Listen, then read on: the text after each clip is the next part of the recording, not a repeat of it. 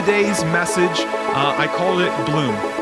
And I think that God is going to do something with us today. I think that he has a message for us.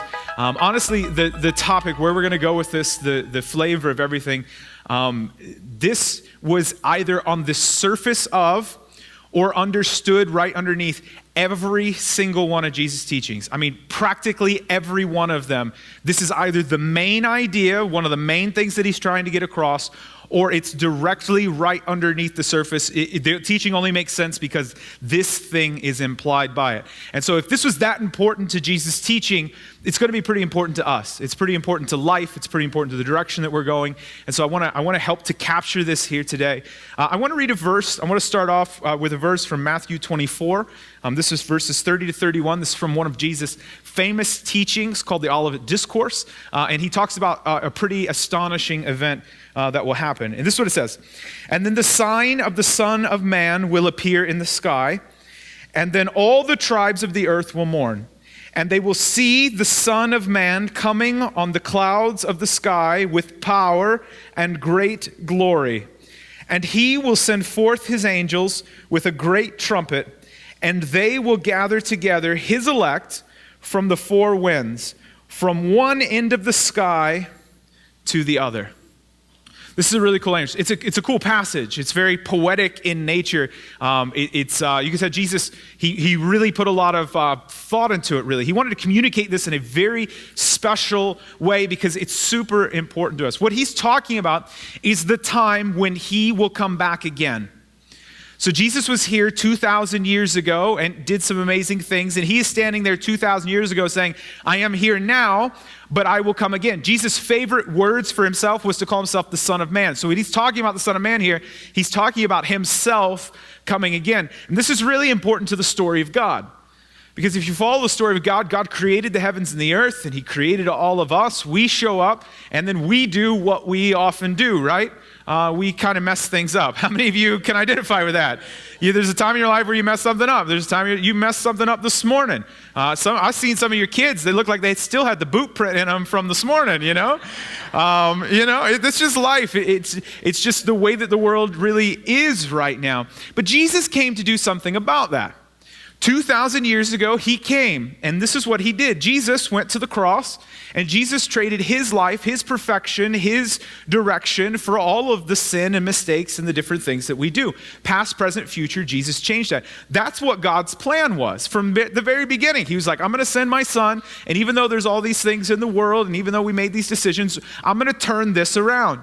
Now you look at it after that, and after Jesus comes, so on the cross then, when he traded his life for ours, he defeated sin and death and evil and all of those things. That's this is one of the biggest moments in all of history. But you still turn on the news, you still look around, and there's still bad things in the world. You look at it, it's still going on. It's still everywhere. It's not like you have to look that hard, you know. You're just like, yeah, I know what you're talking about. I got this neighbor down the street, you know. I mean, it's everywhere really around us. It's like, if he defeated it, what's really going on? He defeated that on the cross. He paid for the debt of that on the cross. But there's a time in the future where Jesus is coming back again. And here's the good news. At that particular time, everything that he paid for on the cross, he's going to complete. And all sin, all death, all shame, all guilt, all of that will be bundled up and will be done away with from this world and from this universe forever and ever and ever for all of eternity. And that's really, really, really good news, right? Because it's so hard to live that way on this side of eternity, but on that side of eternity, it's going to be a whole lot easier. Now, this kind of idea, this teaching, it's under everything Jesus is talking about. And I'll show you really what this looks like. Because the ultimate question is, what are we really focused on? So if I start, this is a vial of sand. It's a little teeny tiny vial of sand. And within this, we've done the math. Within this particular vial, there is a grain of sand for every single year that there have been humans on this earth. For every single year, there's a grain that is equivalent to 1 year. Not 10 years, not 100 years. There's a grain that is equivalent to every single year that there have been humans on planet Earth. And so what does that mean? That means we can turn on the side and, you see right here? Can you see that one? This is Adam and Eve. This is good. And there's Father Abraham, and he had many sons. Many sons had Father Abraham and Isaac and Jacob and Joseph. And there's King David. Here's the Greek philosophers. We put them down here at the bottom. So there's Aristotle and Socrates. That's my Bill and Ted joke for the day. Socrates. Socrates is down here, and Plato and all that. And here's all the Caesars. We send them over here. And everybody throughout all of history, all of our presidents, everyone who's lived, there are grains of sand in here. And maybe for this year, that's when they actually lived. This is all of human history, this teeny tiny vial. So I'm going to set this over here. This is human history. Now, this got a little pinch here. I don't know if I would really even consider that a pinch. I mean, it's pretty small. I mean, this is just a few grains here and there, and this is you, and this is me. This is our amount of time. So each grain of sand here is for our lives. And I mean, some of you were partiers back in the day, right? I mean, so maybe a few less for you, I don't know. I mean, better to wear out and rust out. I don't know, something like that. So this is our life. And so if you take a look at this, there's a grain of sand here. I don't know where we're at on our journey, but maybe this grain of sand was when we first got our driver's license. You remember that first sense of freedom when you got behind the wheel for the first time? And there's a grain right here.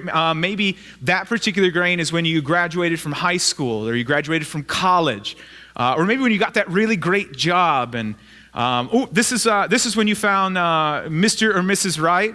You were in love, I mean, that was that year. Wasn't that a good year? That was. And here's the time where you bought your first house, maybe when you had your first kid. And then down here, here's one for that special thing that we all seem to work so hard towards, called retirement. There's the one for retirement right there. Wherever you're at really in the journey, there's a grain of sand really for each one. This is us. All right, I'm going to set this one down, okay? Let's set this one right here. Can you guys watch that one for me? Can you see that from the back? Is that good? All right, you pay attention. Yeah, grab that one. All right, so I want to do one more, all right? This is something different.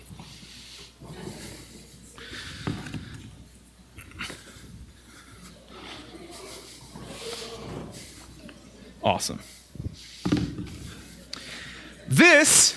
The cleaners love me. This is eternity.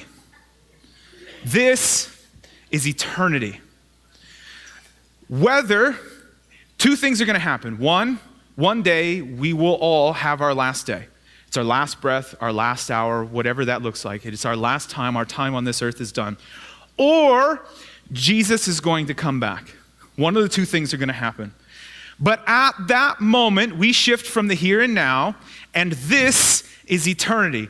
This is all the time, everything that is to come after this world, after this earth, after this life. This is all of eternity. Some of you are really smart, and you're like, well, wait a minute, that doesn't even work, right?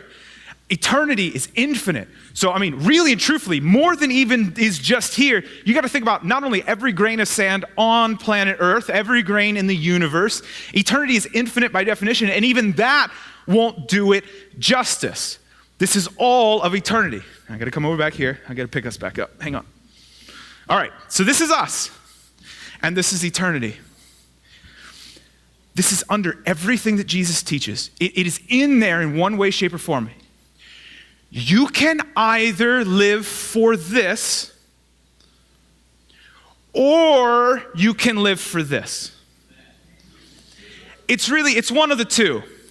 Either we live our whole life looking for that great vacation, that great time, that one time where we can go to those one places to see that one thing, or we live our whole life. How often is this?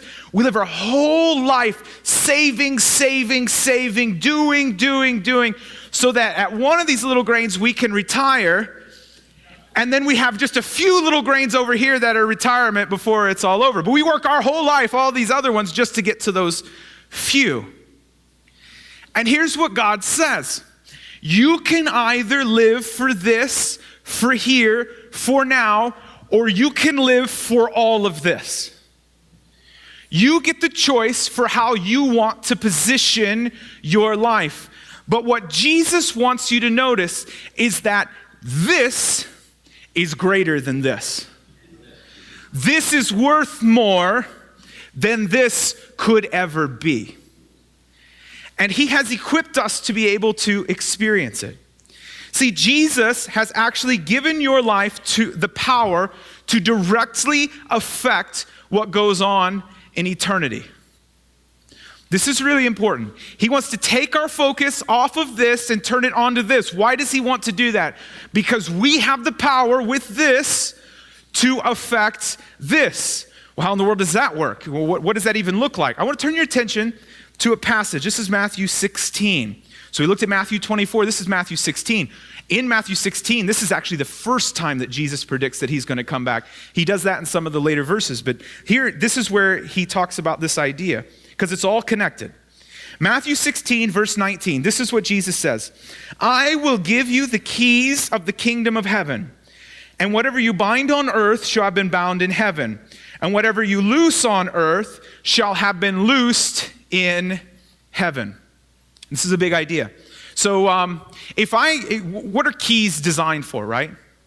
They're designed to turn things on, to unlock things, to go places, really. I mean, that's generally the idea you see with keys. If I gave you the keys to my car, I would expect that you would drive it. Yeah, turn it on, take it somewhere. If I gave you the keys to my house, I would expect that one day you're going to use them. I mean, I'm going to be sitting on my couch. One day you just walk into my house and I'm like, hey, what's up? You gave me keys, bro. You know what I mean? I'm just using them.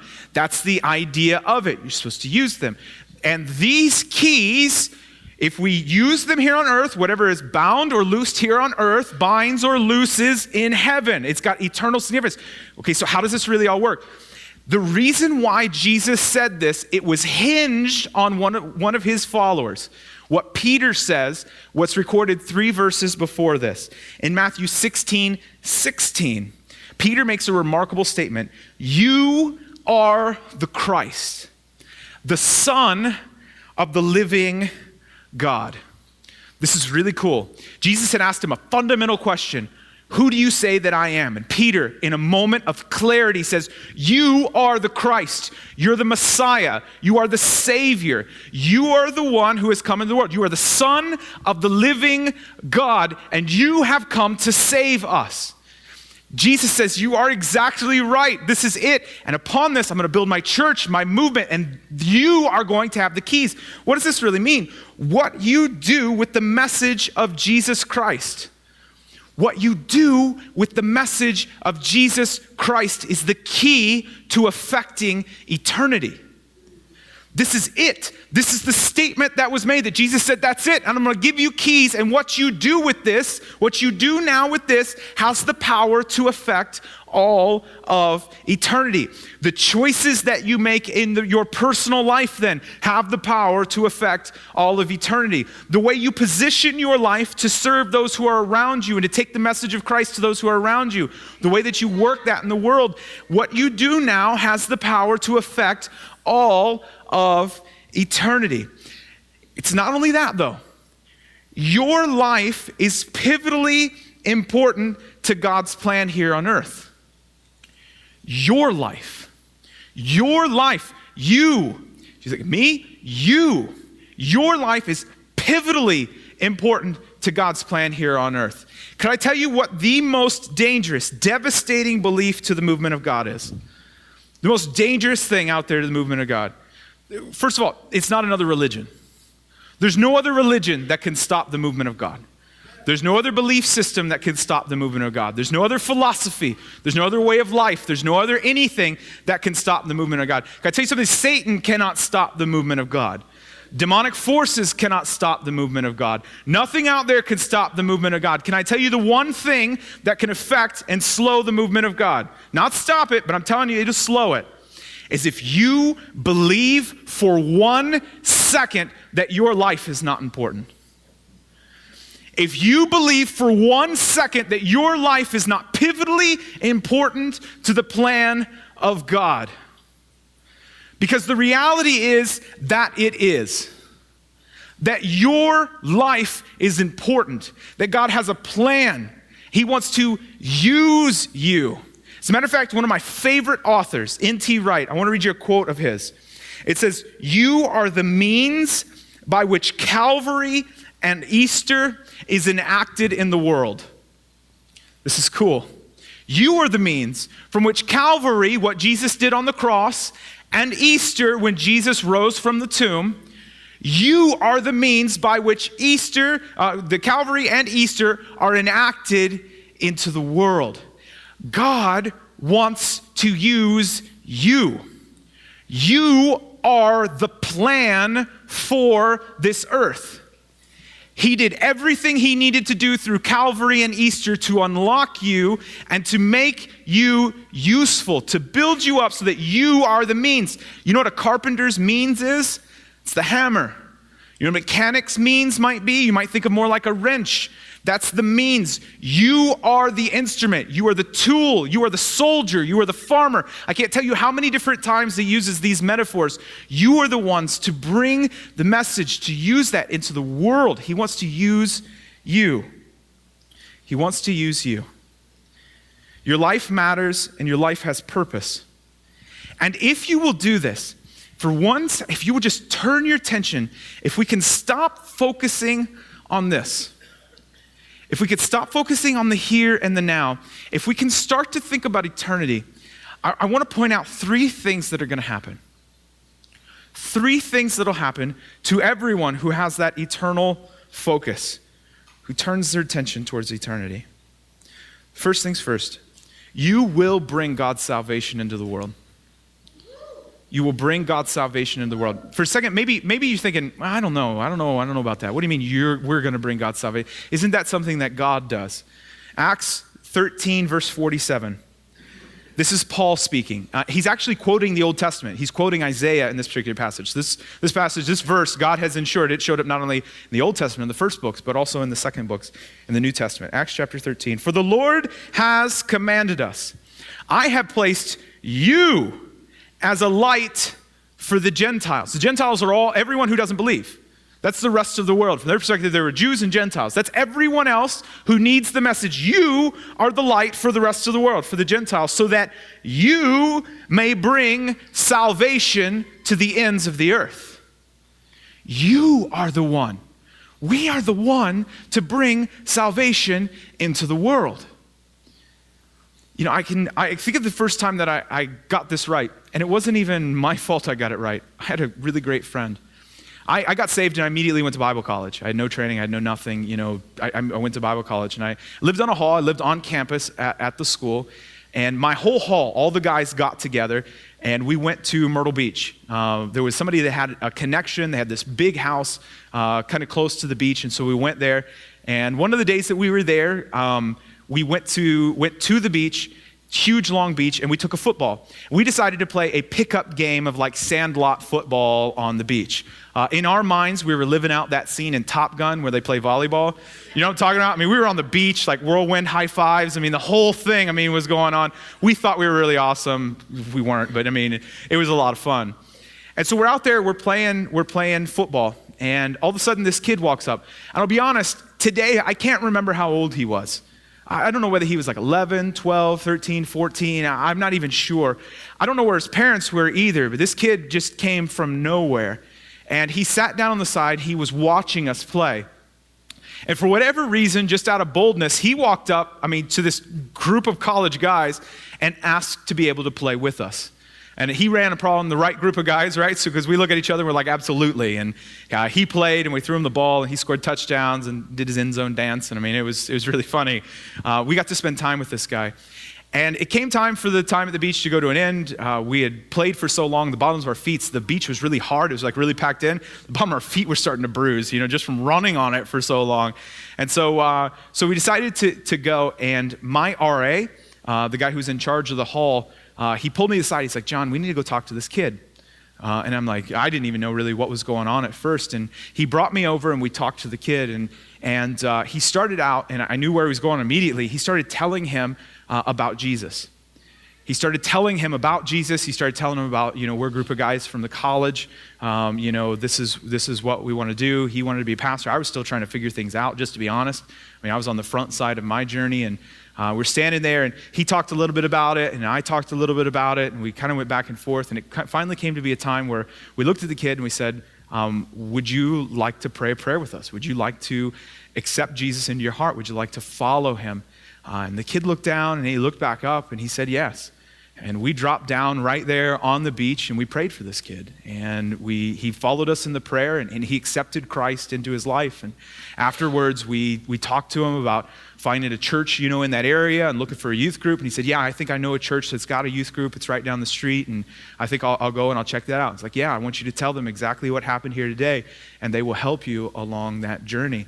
And I thought about it afterwards. It was really, this is not me. I was kind of a deer in the headlights. My adrenaline was dumped the whole time. I didn't really know what to do, where to go. This is my first experience with this thing. Daniel had grown up in the church. I hadn't, and he just spent more time with that. Can I tell you, that kid's eternal destiny, what eternity looks like, is different now because he's going to be there. I'm going to find that kid, and I'm going to be like, you're that kid. That's you. You were on that beach. He's like, oh, you're that dude. Yeah, that was you. And we're going to have a moment, and it's going to be like, it's good, Eternity is different because God intended us to do that, to bring salvation into the world. If we will stop focusing on this and start focusing on that, we will bring God's salvation into this world. The second thing, not only will we bring salvation into this world, you will be rewarded and you will reign. You will be rewarded and will reign. What does this mean? I just want to look at a couple verses here. Rewarded. This is 1 Corinthians 3, verses 12 to 14. Now, if any man builds on a foundation with gold, silver, precious stones, wood, hay, straw, each man's work will become evident. That's earthly kind of things, right? Gold, buildings, that sort of thing. It's this idea of this kind of focusing on the now. For the day will show it because it is to be revealed with fire. And the fire itself will test the quality of each man's work. If any man's work for which he has built on it remains, he will receive a reward. This is really cool. So here's what the scripture's saying. If we're focused on the here and now, if we're focused on the precious gold, gems, what we can build with sticks and stones and that sort of thing, one day there will be a time, and here's what the metaphor is. There'll be a time when the match gets dropped. And if our focus is only on the here and now, then all of our life's efforts will burn up, right? Because whatever's here can be consumed by fire. But if our focus is not on the here and now, and if our focus is on eternity, no match can burn up the eternal work. It's not only that, but God has said that this kind of a life has cost. The life that changes its focus from here to eternity is going to cost you in the here and now. It's going to cost you things. There's going to be times where you have to deny yourself, where you have to say no to things, where you have to reposition and repurpose your life, and that's going to be hard to do. But God says for any person who takes their focus off the here and now and places it onto eternity, who builds eternal good works that can't be burned up, he will reward you for the costs incurred now. This is so cool. It's so important to him that here's at the very end of the scriptures in Revelation 22, this is what he says. Very famous passage. Behold, I am coming quickly. So this is when Jesus is coming back again. Behold, I am coming quickly, and my reward is with me. For all the times you had to deny yourself, for all the times you had to say no to things, for all the times you had to turn your attention from this life onto all of eternity, for all those times, I am coming quickly, and my reward, eternal life, everything that I can possibly give you for all of eternity, it is coming with me to render to every man according to what he has done. And here's the cool thing, and I love this because this is like Jesus' signet ring. In case you're wondering whether I actually have the power to do this, here's what he says. I am the Alpha and the Omega, the first and the last, and the beginning and the end. In case you wonder whether I'm good for it, I was here before there was anything, and I will be here after there is anything. I am the first and the last and everything in between, and I will seal this for you. You can trust me. You can trust me. You will give it up now, and it will be hard, but you will gain it forever. What you give up now, you will gain forever. You're just losing a few grains here, but you gain everything in the life to come, and I'm good for it. Not only will you be rewarded, but you will reign. Same passage, Revelation 22. And there will no longer be any night, and they will not have need of the light of the lamp nor the light of the sun, because the Lord God will illumine them. This is really cool. God's glory is always connected to luminosity, to light. Where God is, there's always light, whatever that really looks like. So in other words, God's like, I'm going to be so with you, you're not even going to have to turn on the lights. Just my glory and my light is going to be everywhere. You're going to be like, there's no clap on, clap off. It is with you at all times, right? And his glory will be with us for all of eternity, and they will reign. Us, will reign forever and ever. Forever. You will reign with him. We're going to get to heaven and we're going to think everything's all done. No, Jesus is like, we're just getting started. Let me show you the universe. There's stuff to do. And you denied yourself. You followed me. You put your future hope in eternity. Come this way. I've got to show you something. I need you to do these things over here. Reign with me over here. Do this thing. And you denied yourself. And I remember those times when they were calling you to do those things. You said, no, I'm about the kingdom business. You come here. There's stuff for us to do over here, places to go. We will be rewarded and we will reign. God will pay us back for every single time we have to sacrifice. He will see it through because he is the Alpha and the Omega. And here's the last thing. This is what we're leaving with. You will bloom. You will bloom. Not only will you bring God's salvation in the world, not only will he pay you back for any of the debts, your life will bloom here and now. If you start living for this, if you start living for eternity and stop living for the here and now, God will help you taste eternity now. He will give you an eternal appetizer. He will let you taste, see, this is what it's going to be like. He'll do that for you right now. He will cause you to bloom. I want to read you a passage in Isaiah 27. This is it's a metaphor. God is the vineyard keeper. He's the keeper of the vineyard. We are the branches, okay? That's what this is. He's looking out over all of us in the vineyard. In that day, a vineyard of wine, sing of it. I, the Lord, am its keeper.